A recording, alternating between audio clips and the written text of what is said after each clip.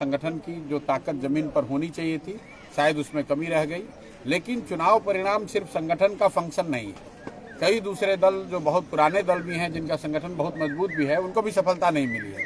क्योंकि इस बार जो बिहार में चुनाव हुए वो अजूबा चुनाव थे।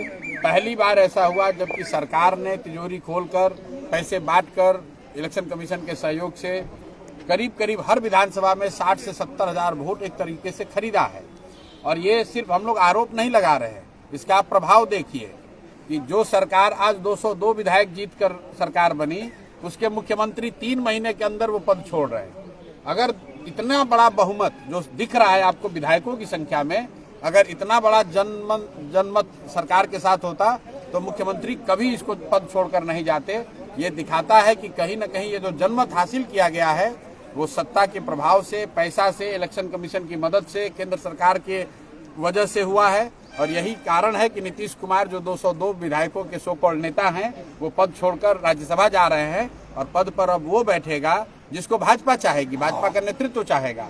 तो पहली बार आप बिहार में देखेंगे कि बिहार को गुजरात के नजरिए से दिल्ली में बैठे हुए लोग चलाएंगे, गुजरात के हितों को ध्यान में रख के बिहार को चलाया जाएगा और तब जनता को भाजपा का बिहार में सही चाल चरित्र चेहरा भी दिखेगा। देखिए मेरे भाई, ये पूरे देश की राजनीति की सच्चाई है।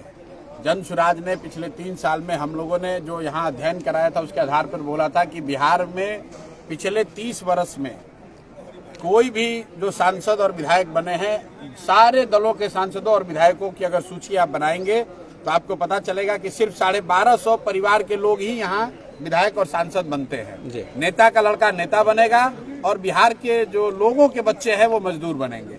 ये जो सच्चाई है वो नीतीश कुमार पर भी लागू होता है।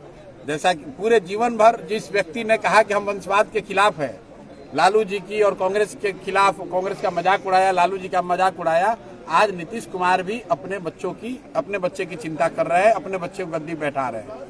ये क्या दिखाता है मेरे भाई? यही बात तो जनसुराज बता रहा है कि नेता की चिंता मत कीजिए।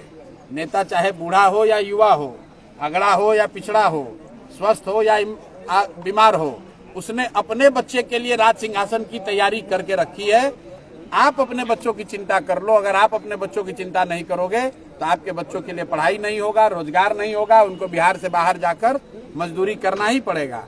चुनाव हुआ, नीतीश कुमार गद्दी पर बैठे, इसके बाद जिसको मोदी जी और अमित शाह चाहेंगे वो बैठेगा, नीतीश कुमार का लड़का बैठेगा।